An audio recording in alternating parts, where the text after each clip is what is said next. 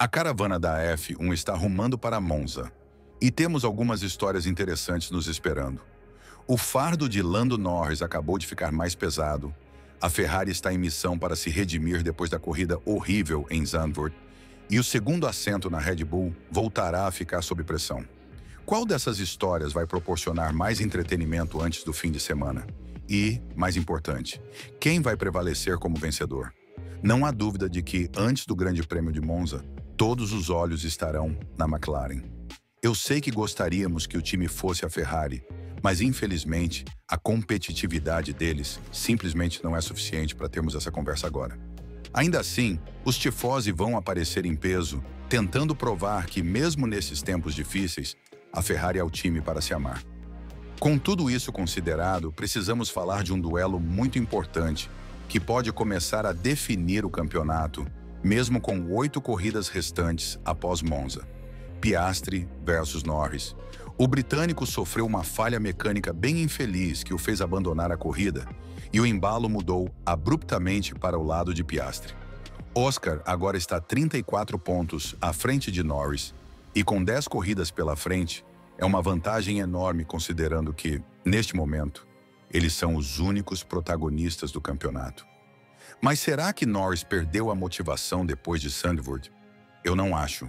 O cara que a McLaren trouxe até onde está hoje acredita que ainda há muito em jogo.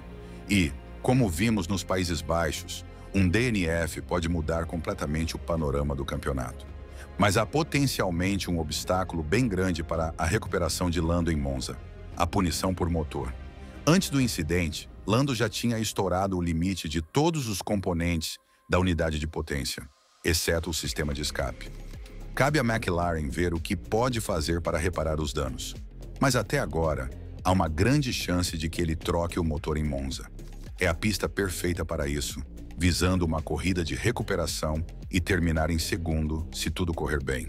Por outro lado, se Piastri liderar o pelotão, a vantagem no campeonato aumentaria em mais 8 pontos, no melhor cenário em que Lando termine em segundo.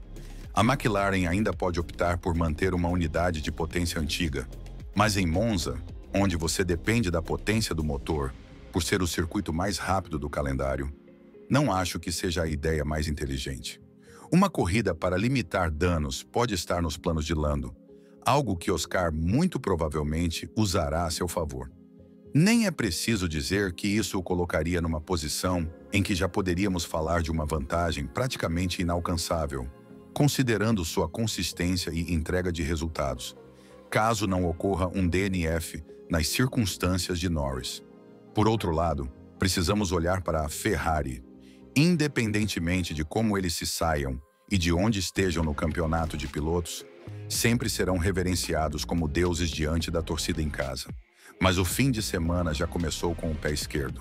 Após o GP de Zandvoort, constatou-se que Hamilton não reduziu o suficiente sob bandeiras amarelas duplas, o que lhe rendeu uma punição de 5 posições no grid. Isso significa que, no melhor cenário possível, ele pode largar em P6.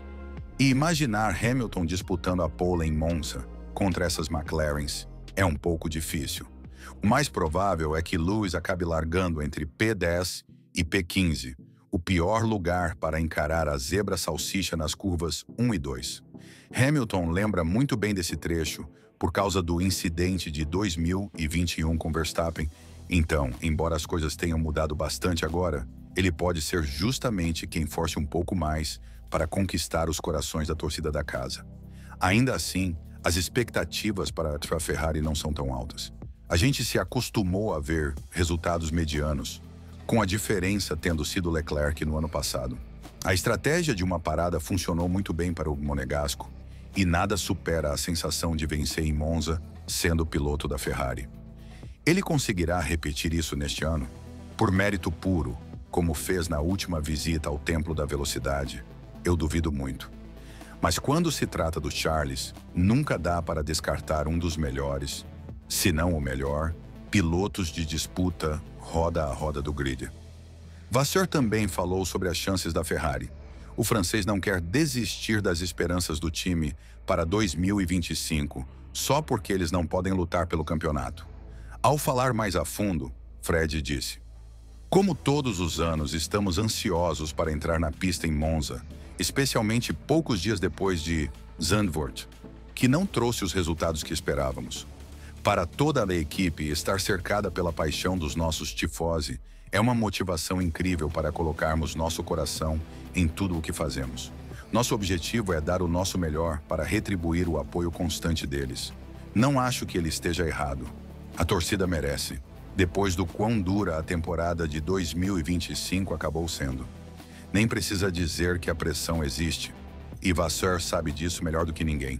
Enquanto falamos, é bom lembrar que, embora o foco da Ferrari esteja nas regulamentações de 2026, eles não abandonaram completamente o desenvolvimento do carro de 2025. E a Red Bull também não.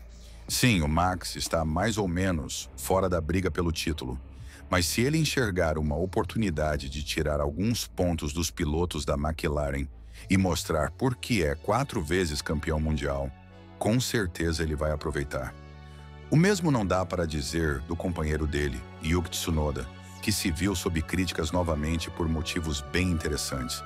Ele finalmente marcou pontos pela Red Bull, mas ao mesmo tempo, Pajar conquistou seu primeiro pódio na carreira. Agora, o embalo está do lado do francês, que entrou no top 10 do campeonato de pilotos. E, se ele repetir esse desempenho em Monza, então acho que Yuki ficará em uma posição bem difícil para defender seu assento. Claro que, desse ponto de vista, é inevitável se perguntar se aquele segundo assento é realmente uma promoção para os jovens da Racing Bulls ou um destruidor de carreiras. Mas cabe à Red Bull provar o contrário. Por isso eles não estão dispostos a desistir do Yuki tão cedo. Lauren Mackes falou sobre as metas que ele e sua equipe têm para Tsunoda antes de Monza, principalmente por causa da performance extraordinária de Rajar em Zandvoort. Aprofundando, Lauren disse: "Faz muito sentido. Helmut Marko afirmou que o prazo para decidir o segundo assento é por volta do Grande Prêmio do México, o que não dá muito espaço de manobra para Tsunoda. Monza é uma pista que não perdoa erros, especialmente com todas as caixas de brita.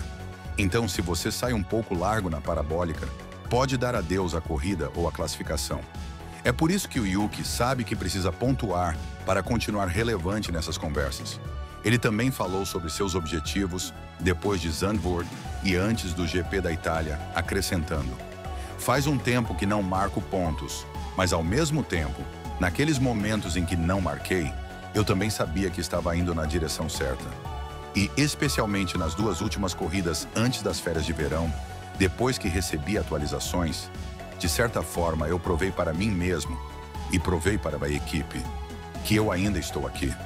O clima não deve causar problemas aqui, e embora a disputa pela vitória provavelmente fique entre os 2 protagonistas do título, com Monza nunca dá para cravar nada. Verstappen é sempre uma ameaça. A Ferrari pode ver a maré virar com uma ótima estratégia e um pouco de sorte do seu lado. Mas, novamente, eles precisam saber que, se falharem aqui, muito crédito e amor dos fãs será perdido. Eu sei que as expectativas dos torcedores foram reduzidas ao mínimo depois desta temporada, mas um pódio ou uma vitória os traria de volta à vida imediatamente. Com tudo isso em mente, quais são algumas das histórias mais interessantes que vocês esperam ver se desenrolando em Monza? E, mais importante, quem vocês acham que é o azarão deste GP? Contem para a gente nos comentários. E quando fizerem isso, não deixem de clicar no vídeo que aparece aí na tela agora.